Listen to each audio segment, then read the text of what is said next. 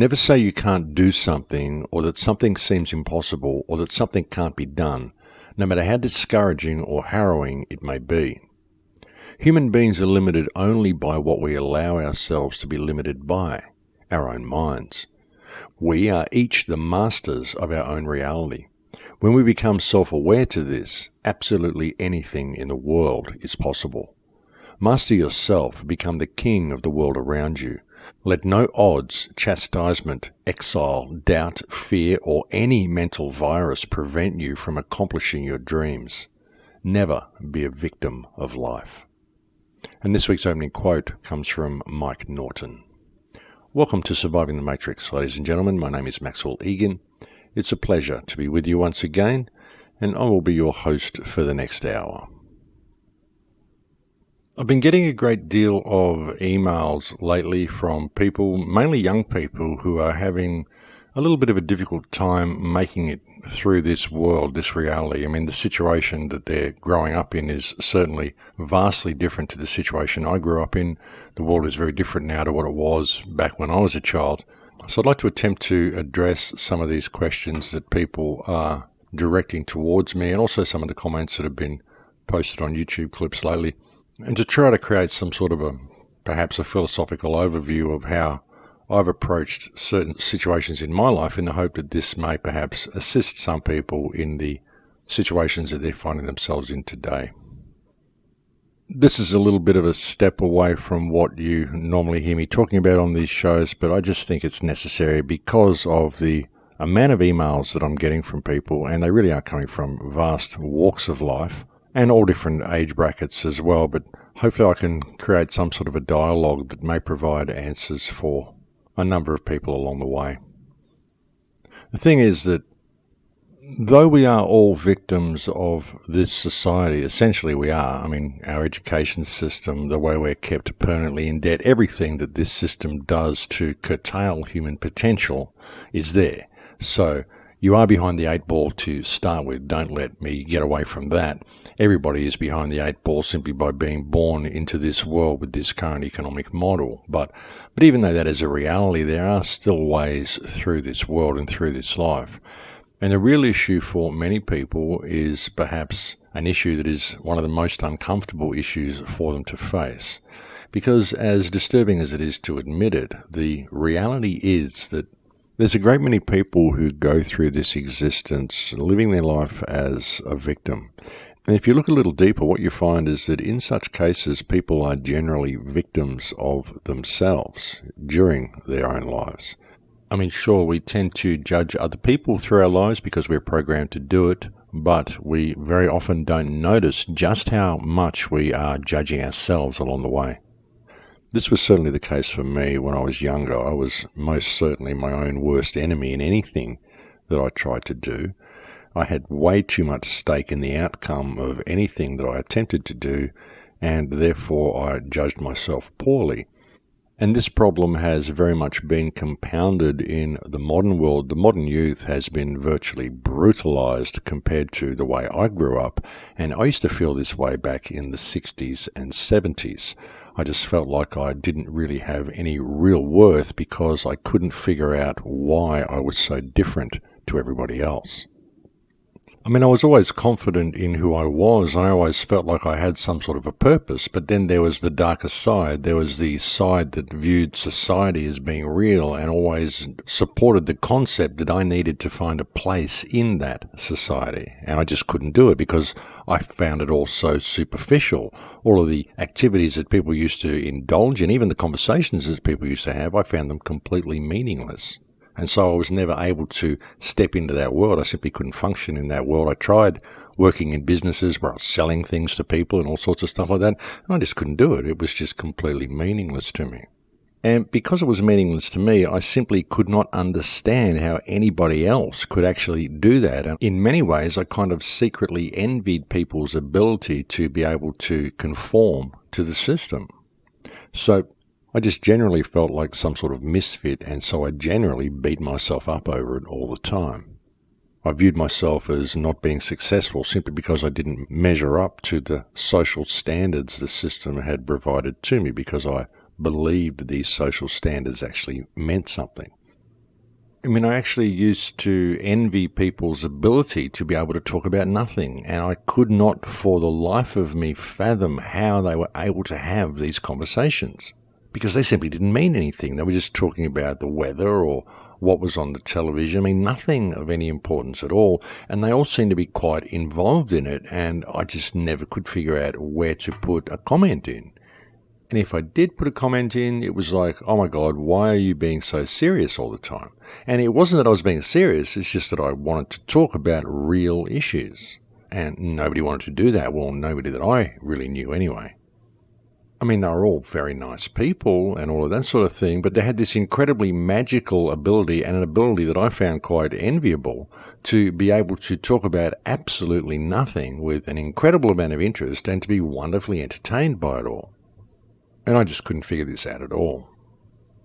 I mean, it was a kind of a weird situation. It was kind of, I was in one mind of feeling like a complete misfit, and on the other side, I felt that what I was doing was completely right. I thought that everybody else was crazy and that I was the one who was sane.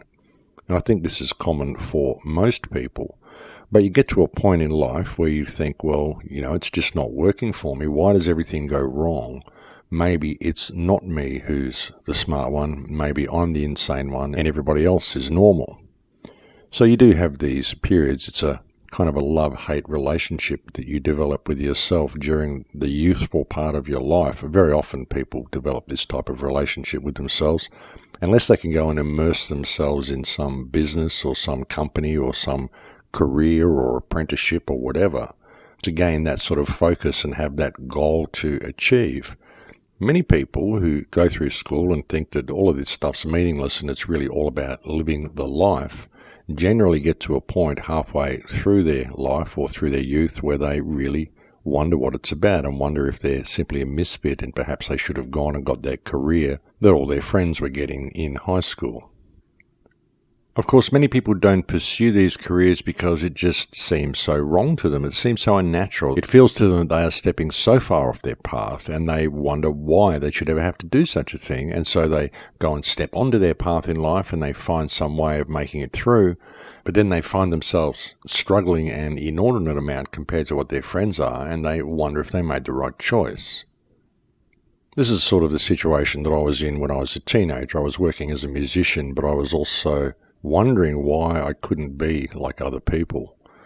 And this is very often the case for most of the youth and even people early in adulthood. They go through a certain crisis point where they really wonder if they are on the right path. And if you really step back and look at this, what you begin to realize is that all of this is due to programming. When I was young, the invention of the television really changed life in my house. It really did. And when I look back on it and I see what television did to influence myself, to influence my family, and to influence people around us, it really is quite remarkable. All of the social visions that I had of what society could be, all of these come from the television, and generally this will be the same for most people out there. Most of the standards that you set for yourself come from the images that are portrayed to you on television. Television portrays a very, very different world to the real world. Even when you're looking at a city on television, it just looks different on film. You see a place on screen and they get it from the right camera angle and they get the people with the right lighting on them, and things look larger than life. They look too real to be real, and you find yourself immersed in situations more than you would be immersed in real life situations.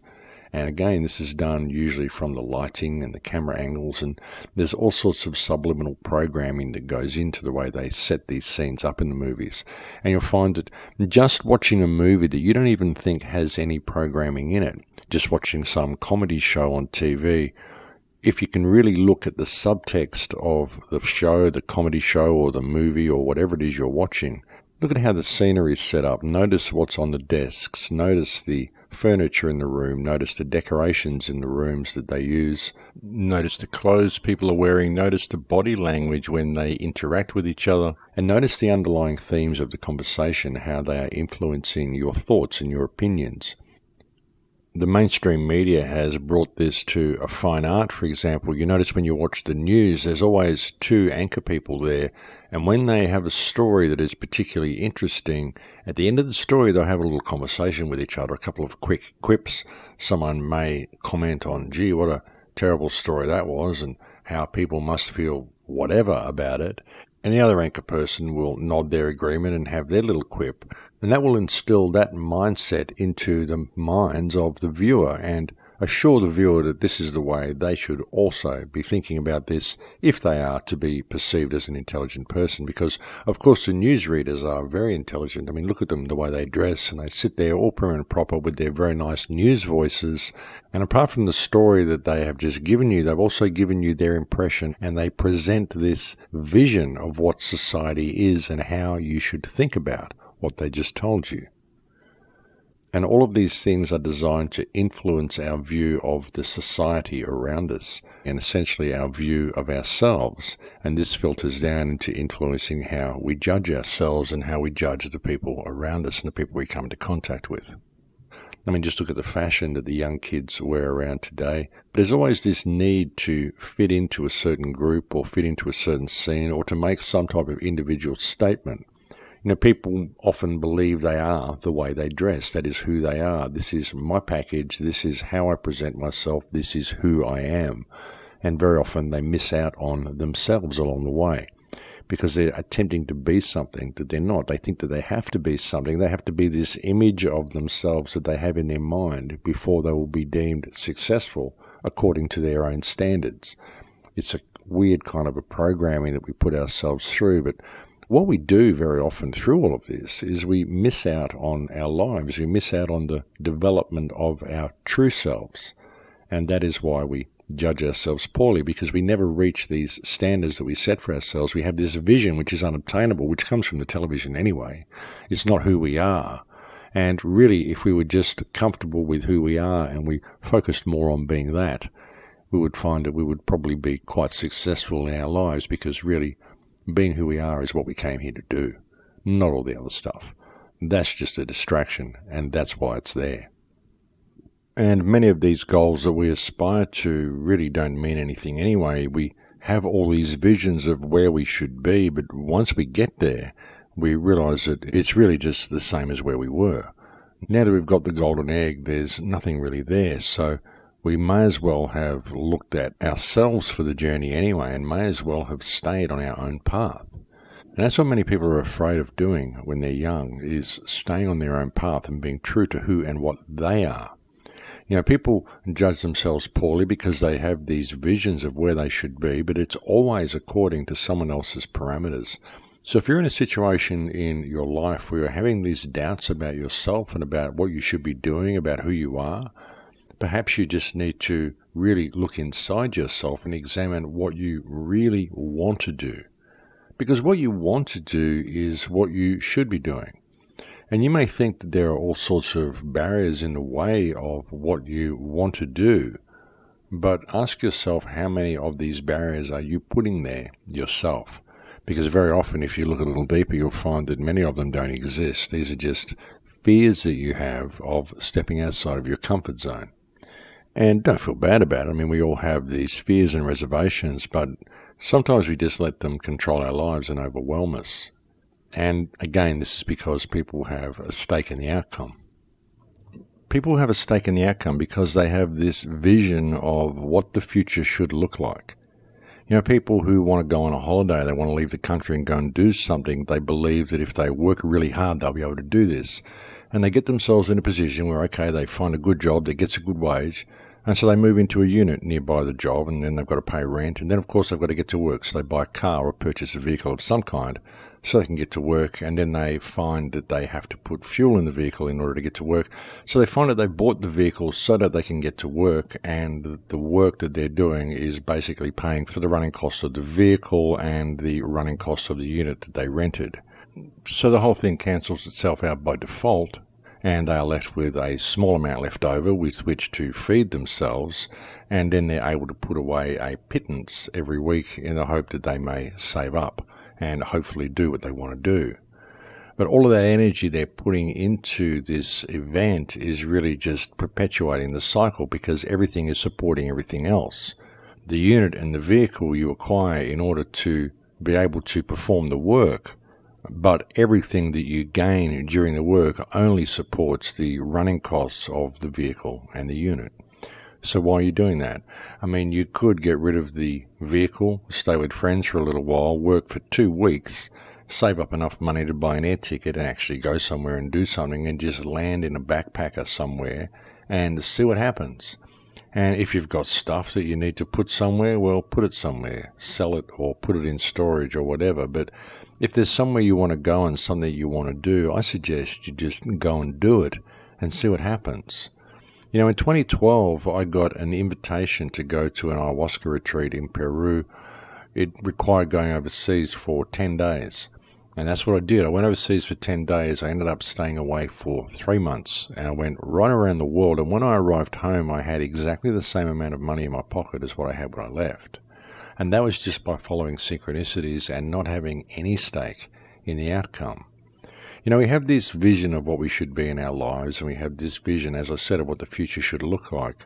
But we're not really prepared to really throw ourselves to it and just let it unfold, because we have these visions and we work so hard towards them and we plan these holidays or whatever, and then we even have a vision of what the holiday should look like. We're not just going out and enjoying the world, we're working our lives away in order to save enough money to get away from the position that we're in for just a little while. That's basically what a vacation is. I mean, what is the point of that, folks? There's a lot more to life than working so you can get away from where you are and go out to the designated enjoyment zones that governments have created for you around the place. And it's interesting too, the way we do this. As I said, we even have a stake in the outcome of our holidays. We think because we've worked so hard and we've saved up for so long, we've spent so much money on getting there, do we need to enjoy ourselves? We virtually have some sort of meter whereby we measure our enjoyment level of our journey. And we go to all these places and we have them all checked off and make sure we go and see everything we can possibly see, but we don't really see any of it because we are on such a tight schedule that quite often many people who go off on a vacation, when they get home, they need to have a vacation from their vacation because they are exhausted. They didn't really get to take a break at all. They just went off to one of the designated enjoyment zones and they saved up for months upon end to do it because they think that's what life is about. But unfortunately, many people are simply caught in this cycle. Many people who really don't want to be part of the system are just caught in the cycle. And once you get on that treadmill, it's very difficult to know how to get off. And I totally do empathize and sympathize with people that are in that position. I mean, I'm not just here saying, hey, all stand up and jump away from the system. It's not as easy as that. It can be quite difficult for some people to do. But it's understanding that you are caught in one of these cycles that is half the problem. That's half the battle, realizing that you're in this cycle. And you can get to a point where you can start looking around you at the possessions that you have and the rental that you live in or whatever, and the things that you've acquired, the things that you believe make you you, which they don't. They're really just stuff that holds you to that spot. Start thinking about whether you really need many of these things, what you can sell, what you can get rid of, what you can put in storage, and maybe you can go and do something and find yourself if you get outside of your comfort zone. You know, just traveling a little bit will really open up your mind and give you an incredibly different perspective of society. It really will. I cannot encourage people enough to get out and travel the world a little bit and see what's going on, because it vastly changes your perspective of yourself and of the position that you're in at home. Many times you may travel and come back to your position and realize the absolute futility of staying there and realize the futility of the path that you've been on. And maybe it will go some way to help you discovering yourself. But really, these sorts of things are important. I mean, I think we are supposed to be a lot more nomadic than we are. We are supposed to be a lot more freer than we are anyway. And we should be free to do these sorts of things. And it's important for people to understand as well how brutalized they have been by this social system. I mean, many of the reservations people have about themselves, many of the problems that I'm seeing developing in younger people, simply their inability to be able to identify with this world or even identify with themselves properly, is a result of the environment that these children are forced to grow up in, the chemicals that the children are fed through their lives. Many people are subject to so many toxins on so many levels, and it happens from birth and often from before their birth. Often many people are subject to toxins and chemicals while they're in the womb, unbeknownst to their parents. Even parents who have very good diets or believe they are having good diets and believe they are doing the right thing find that they are exposing their children and their unborn infants to the great many toxins that exist in our society. These exist in the form of mainly petrochemical products and plastics. Plastics are absolutely insidious, folks. They really are. They are doing so much damage to society and have already done so much damage to our society. And these chemicals and the way they inhibit our immune systems, our reproductive systems, our cognitive systems, everything about what it means to be human, these compounds are found everywhere in everyday products and in everyday environments all around us. It's very, very difficult to get away from these things. And this is what has caused a huge loss of direction in the human race. It really has. It's caused people to become more disassociated from themselves than they ever have been before. We've seen this developing in young children. Notice the effeminization of men that's been happening. There are far more effeminate boys being born these days, far less alpha males being born. Little boys are really not what they used to be when I was a child. And this again is a result of plastics and phthalates and synthetic estrogen, which is found in virtually every product that we handle on a daily basis. This has also resulted in a huge reduction in the male sperm count. Actually, a frightening reduction in the male sperm count to the point that we are quite possibly heading towards human extinction if we don't do something to clean up our environment and get these petrochemicals and plastics out of such widespread use. And that may sound like fear-mongering, folks, but it's really not. In the last 50 years, the male sperm count has been reduced by around about 50%. And what we're finding now in recent studies is that the general male sperm count is, on average, over the general population, about 20% of what it should be. And as I said, this trend is going to continue if we do not get these chemicals out of circulation. But unfortunately, as I said, they are everywhere. They are in the food that we eat. They are in the plastic wrapping in all the food that we buy. All plastics contain these chemicals. They are in the tubing, intravenous tubing that's used in hospitals. They are in the paint that's on your walls. They are in the synthetic fabric that is on your couch. They are in your clothes. They are in your carpet. They are in the plastic interior of your car, the plastic handles of tools that we use. They are in the plastic chair you are sitting on. They are in the plastic keyboard that you are typing on. They're in your laptop. They are on your iPad. They are in your phone. They are in the plastic watch band that you wear. They are in the plastic necklace that you wear around your neck. They're the things that keep your clothing stain resistant, and the things that make your curtains fire resistant, and the things that make your fabric soft when you wash them. They're in the hairbrush that you brush your hair with. They're in the toothbrush that you clean your teeth with. They're in the plastic toys that we give our children to play with, in the slippery slides and play equipment that we give our children to slide down in the playground. They're in the rattles we give them in their cots and in the teething rings we give them to chew on.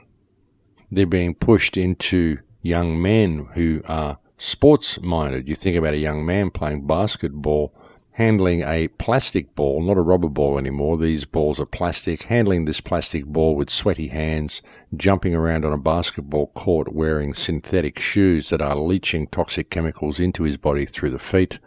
The feet are very, very open to accepting chemicals through the soles of the feet. This is a very, very active place on the body.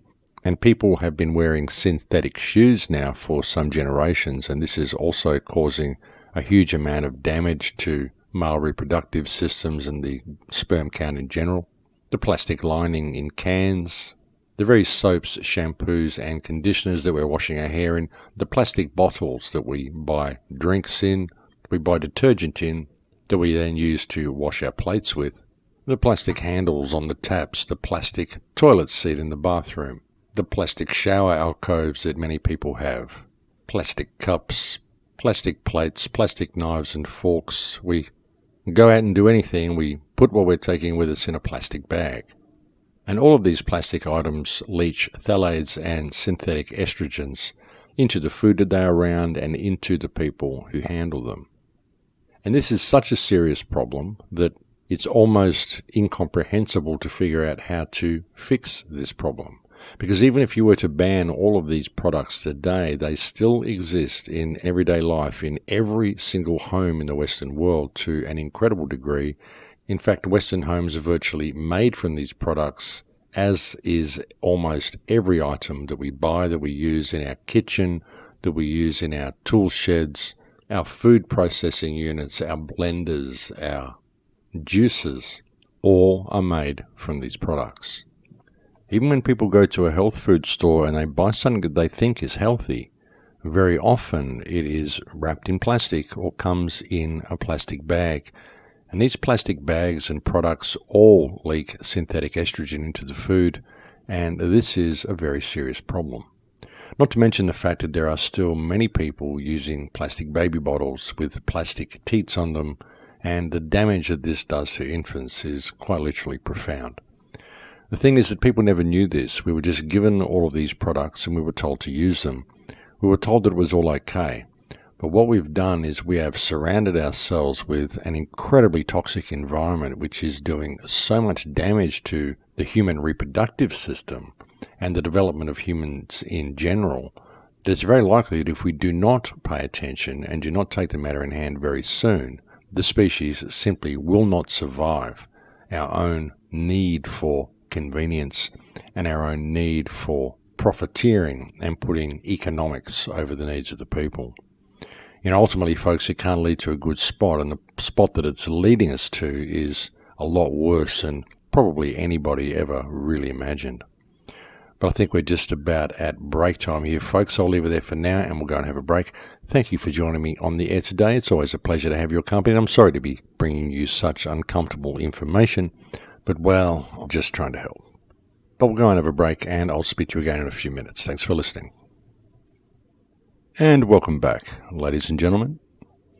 Yes, so looking at what we're facing, looking at how prevalent these toxins are in our environment and the toxins in the food, the vaccinations that people undergo, not to mention the education that they get, it's no wonder that people are having a difficult time navigating this society. And it's no wonder that kids growing up today are having a difficult time navigating their own sexuality. The transition from child to adult has always been a painful process for any child growing up, regardless of gender. But the trials and tribulations the kids are going through today far exceed anything we went through as children ourselves, simply because of this chemical damage that's been done to them, unbeknownst to themselves and unbeknownst to the parents. Society has gradually changed over the last 50 years, and people haven't really noticed it happening too much. They've been too distracted by the television and too distracted by all of the wars and all the theatre wars and all the stuff that's presented to us. And none of this would be possible without television, folks. I'm sure they wouldn't even be able to wage all these wars they wage without television, because they wouldn't have the support from the people in doing so. And television has very much promoted the acceptance of this transgenderization of our society. The subtle programming that we've received through the television to make it more and more acceptable to be gay, make it more and more acceptable to be transgender. And look, I'm not saying there's anything wrong with gay people. I'm certainly not homophobic, but there is definitely a transgenderizing of the species happening. And the promotion of gay acceptance and the promotion of acceptance of transgenderism is done very much as a smokescreen to cover up the fact that this is happening anyway, so you better well accept it, because that's just the way your child is going to grow up. So by doing this, they kind of cover their tracks a little bit, and they just make it acceptable for this to be the normality. But really, it's not the normality at all. Of course, there's always been a certain percentage of people that are born homosexual. That's just the way it is. But the fact of the matter is that the sheer amount that we're seeing now is not normal by any standards, and it is a result of the chemical modification of the human race, whether this has been done purposefully or it's just been a byproduct of using plastics is a topic that anybody should feel free to debate. But the fact of the matter is that it is happening. It's very real. It's happening right in front of our faces. The reason for it is the products and the petrochemicals in our environment. And if we're not prepared to talk about it, we're not going to be able to fix the problem. And we need to talk about it, and we need to fix the problem, because if we do not, the drastic reduction in the human sperm count that we're seeing, I mean, think about it, folks, 50% of sperm gone in the last 50 years. In the next 50 years, if this reduces another 50%, then the race will essentially be infertile, and there will be very few human beings born at that point. It won't be a matter of white genocide or Black Lives Matter. It will be a fact of everybody is disappearing because no one has the sperm count to be able to procreate their race, regardless of what that ethnicity happens to be. So people seriously need to put aside all of their racial differences and all their ethnic idiosyncrasies and realize that we are all in this position together. And what is happening is affecting the entire race. And it isn't just affecting the entire race, it's also affecting the animal world as well. And that might be somewhat surprising for many people to hear, but it's due to the runoff from our sinks. The toxins and the estrogen-causing compounds that are in everyday products that we use, in dishwashing liquids, in hair conditioner, in shampoos and soaps, women's makeup and all sorts of stuff contain these estrogen compounds, and these are washing down into the lakes and river systems, and they are affecting the fish, the frogs, the alligators, and everything else. We're seeing a loss of males in the ecosystem and a reduction in the size of male genitalia in the ecosystem among many animal species that are living in close proximity to where they receive wash-off from human habitation. And the really disturbing part is, folks, that it's likely not just from the products. It's likely not just from the shampoos and conditioners and dishwashing liquid. It's also simply from running water through a plastic hose and letting it wash down the drain, or emptying water out of a plastic bucket or a plastic bottle and letting that wash down the drain, because any water that you have in a plastic bottle or in a plastic bucket is having estrogen leaked into the water by default, simply by sitting in the plastic. And this is what is contributing to the change of human sexuality and a loss of males, a reduction in the male birth rate and a reduction in the male sperm count, not only in humanity, but also in the entire global ecosystem. And look, don't get me wrong with all of this, folks. I'm not saying that there are no boys being born and that everybody who is being born gay. It's not like that at all. It's just that the percentage has shifted. And sure, you're going to find that there's still the odd alpha male being born, but when you look at the overall statistics, you find that the strong male is disappearing from this world. The strong alpha male that always stood as the hunter or the protector or the worker is disappearing from this world. And this isn't just a problem that is affecting the first world. I mean, you look at some of the issues we're facing, the chemtrails and a lot of the GM food, a lot of these problems are facing the first world more than the third world. But when you think about the plastics and the damage the plastics are doing, well, these plastic baby products and these plastic swing sets and plastic slippery sides and plastic bottles, Coke bottles, drink bottles, detergent bottles, plastic buckets, all of these things are well in use in every country on Earth. So it's affecting all people right across the board in all nations. We have to go back to using natural products. And that's going to be a very, very difficult transition for people to make. But hopefully it's something that will unite the people, simply because it's an extremely serious issue, and it's an issue that does affect every single country on Earth and every single family on Earth. In fact, everybody who uses plastic equipment of any kind. You know, we are quite literally facing so many issues, ladies and gentlemen. We really are. The 5G grid that's rolling out that I've been focusing on for the last 4 or 5 shows, I do want to focus a lot more on that, which I'm going to do next week. I've got a lot more information about where this is going and the whole transhumanist agenda as well. That's been actually snowballing, the amount of information that's been coming into me regarding all of this stuff. In fact, so much that there's no point even beginning to talk about it this late in the program, because there is, as I said, so much information to bring you. But we are facing so many issues, and The issue of the toxins and the issue of the transgenderization of this world is a very, very serious issue. And unfortunately, the media and the government itself has promoted this kind of political correctness that is masqueraded as this acceptance of gays. And again, I'm not criticizing gay people with any of this, but even gay people that I know can see that there are far more gay people in the world than there ever used to be, and that the alpha male is disappearing.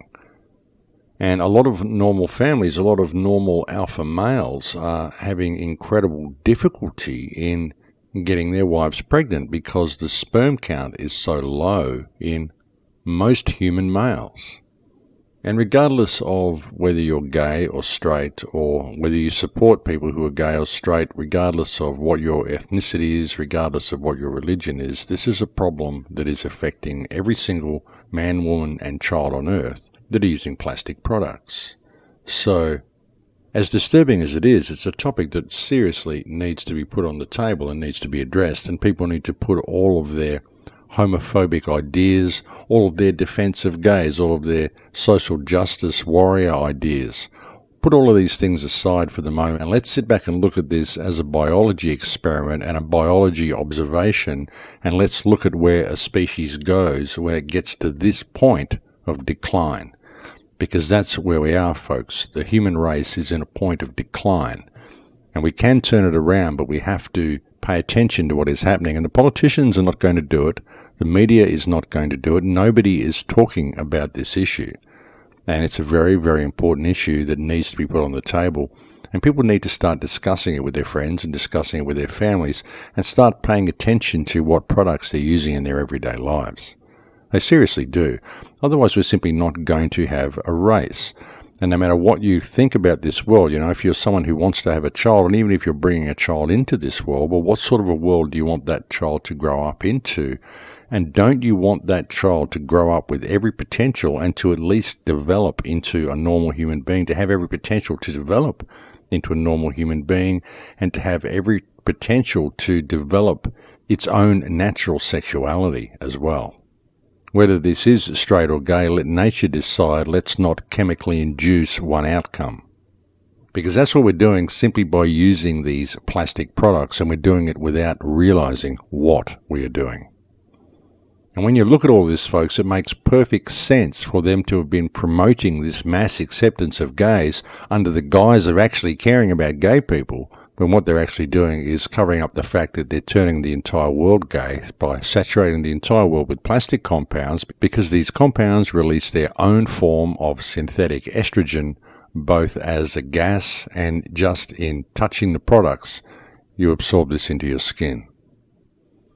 And when you consider these things have been used as intravenous drips and bags to hold fluid that they actually hook up to drips in hospitals, and you realize how many pregnant women have been given chemicals that have been held in these bags and put through these tubes and put through all sorts of plastic regulators and clips and taps on the way to the vein as well, it's no wonder we've seen this change in human sexuality. Now, all this might seem like it's rather off topic from what I started talking about, which was the problems people are having identifying with the world. But really, when you look at it, folks, you begin to realize that a lot of the problems the young kids are having, young men growing up, young women growing up in this world are having, are because of the chemical alteration of their basic structure. Their basic composition as a human being has been altered very often in the womb simply by their exposure to plastic products.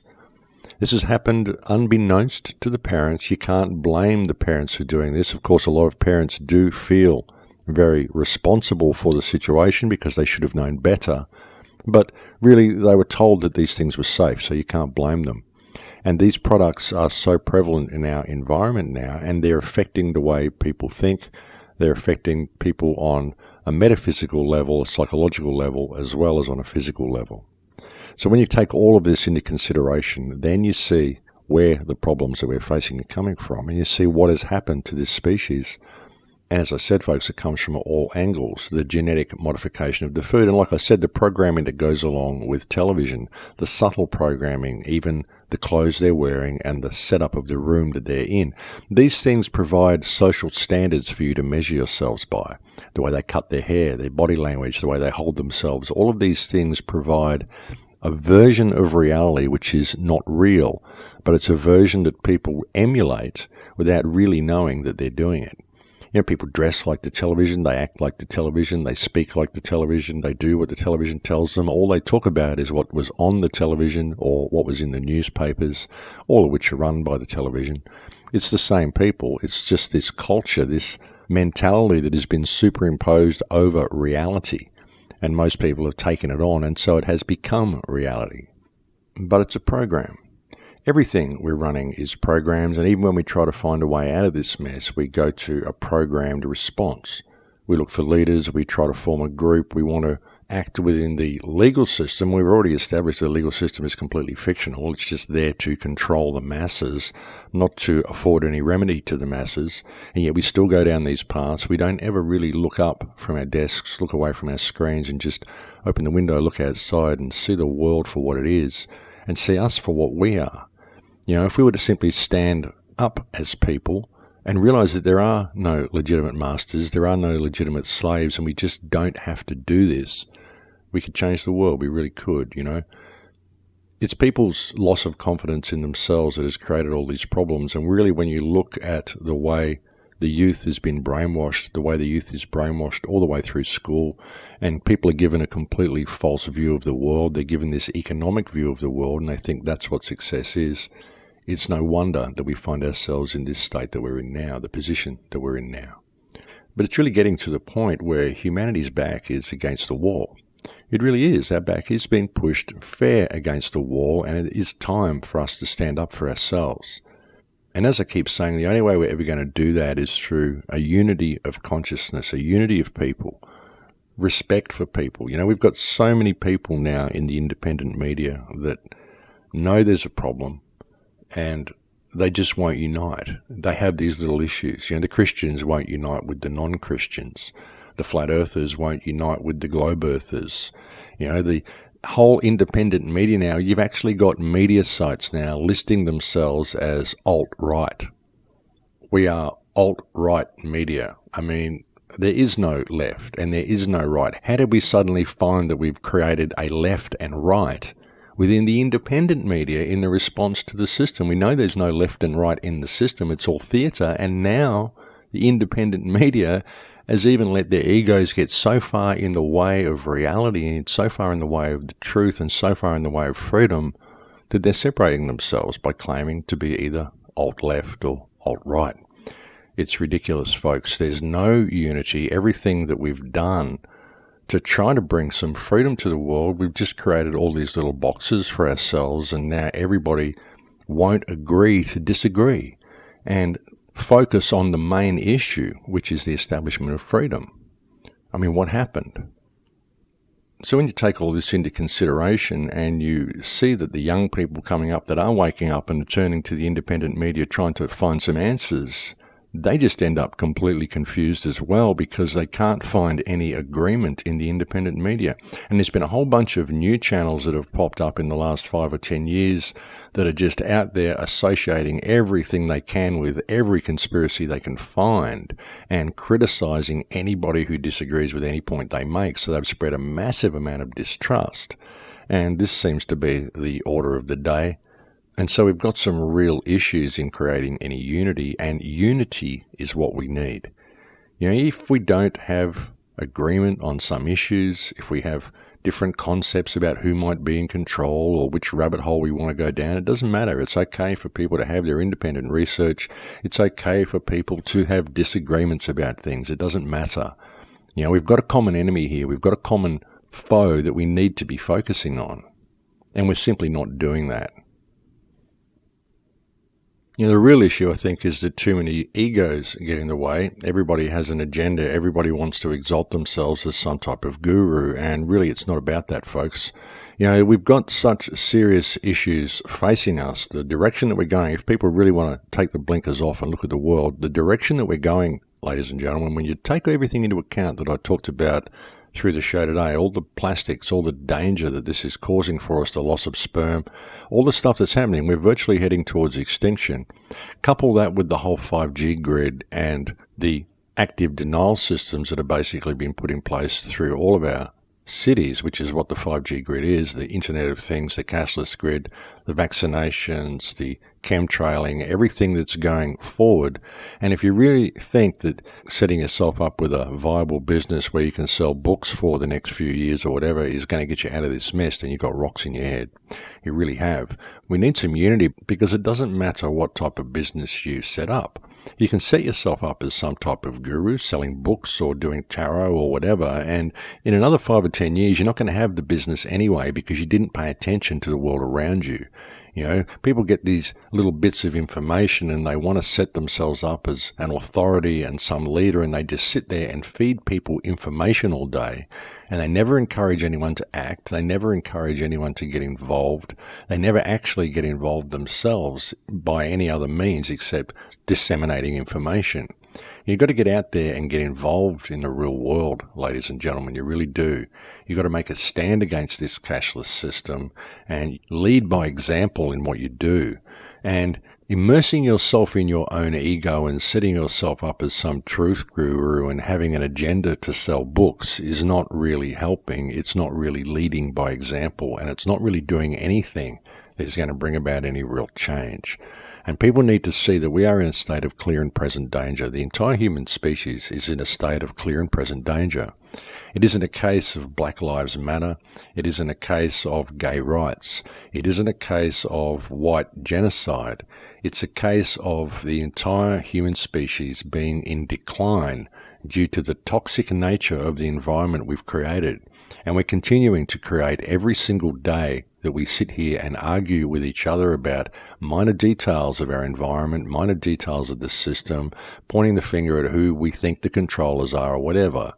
You know, every day that we sit here and do this, and we continue to shop with credit cards, we continue to use our smartphones, we continue to use all these plastic products, and we don't make a stand by simply stepping away from all this and refusing to comply with the system, then every day we are simply marching closer to totalitarianism. No matter how much we say, no matter how much we point, no matter how many people we talk to, if we continue to buy into all these products and buy into this system, then we're just digging our own grave. It doesn't matter how much of a rebel you think you are.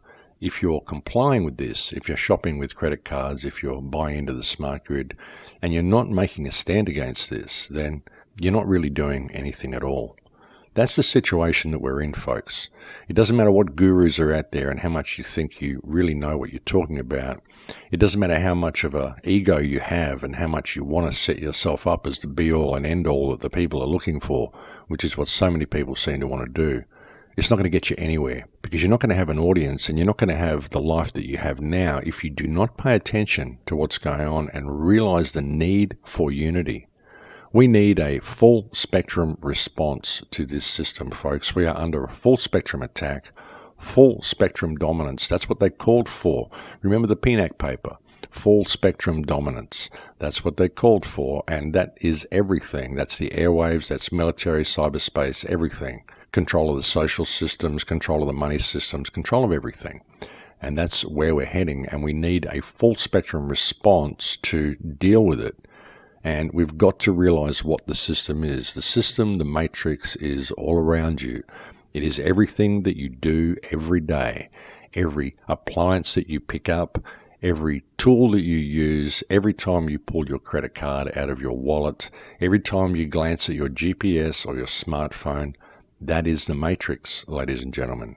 And it is up to you whether you want to choose to disconnect from it or not. But really, when you look at everything that I've said on the show today and you take all of this into consideration, all of the social issues that we talk about, all the social justice warriors that are out there fighting for whatever little petty issue it is, all the people dealing with their racial or ethnic stand that they're making, all the people standing up for their national pride or their national ethnicity or their right to do this or their right to do that, all of them are facing a common foe, the foe that has put them in the position where they have to protest what they're protesting, and the position where they view the people around them as being their enemy when they're really not. They're all in the same boat with them. They're just focused on a different issue because the government has created a different issue for them, which will pit them against you. That's what they do. Divide and conquer. It is a perfect tool and it works wonderfully, and that's what they've done to our society. The whole society is divided and fighting amongst each other over issues that have been created by the system itself for them to fight over. But there's a common foe, there's a common focal point. And if we can put down all these differences and agree to disagree, don't worry about it if the person next to you has a different skin color or a different racial ethnicity, or for that matter, a different sexual persuasion. It doesn't matter for the moment because there are bigger issues. We need to put all of this aside, put all of these differences aside, and focus on the bigger issues because we are seriously running out of time, ladies and gentlemen. We really are. You know, when I come onto these shows, I've been doing these shows for 9 or 10 years now, and I really try to keep things positive. Everything I bring you, much of it is very, very disturbing information, but I always believe that there is a silver lining. And I still believe there's a silver lining. I don't think it's all over yet. I mean, the fat lady hasn't sung.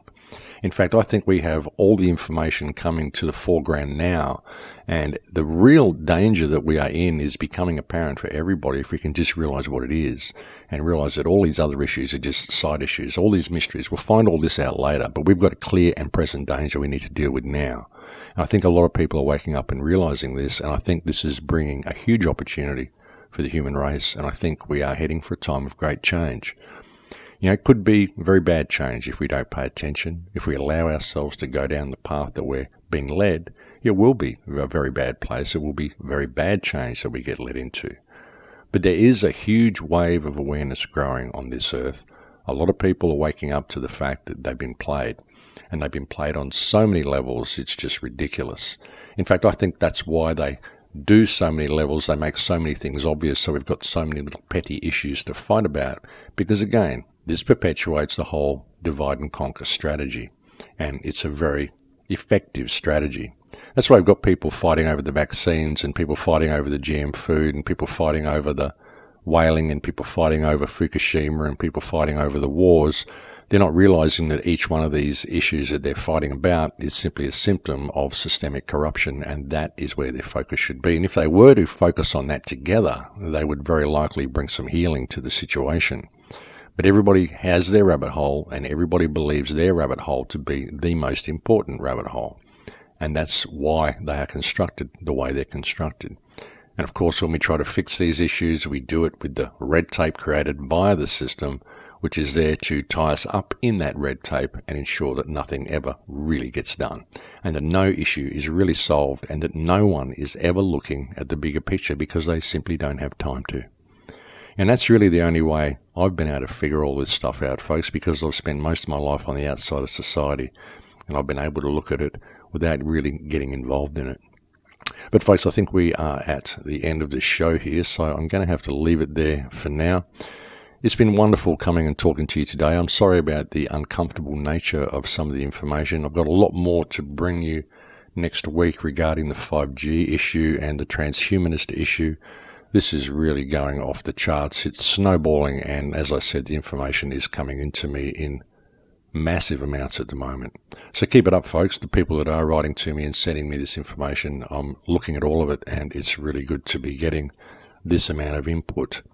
But that is it for me, folks. Thank you to all the people who continue to listen to the show. Thank you to anybody and everybody who donates to the Patreon account. That is the only thing that keeps myself and this show on the air. So I cannot thank you enough for that. And if you can afford to throw a couple of dollars a month in there, folks, it would be greatly appreciated. Who knows, I might even be able to get some assistance at some stage if I could get enough in there. But anyway, thank you for joining me on the air today. It's always a pleasure to have your company. I will look forward to speaking to you again next week. Please take very good care until then, my friends. In Lakesh.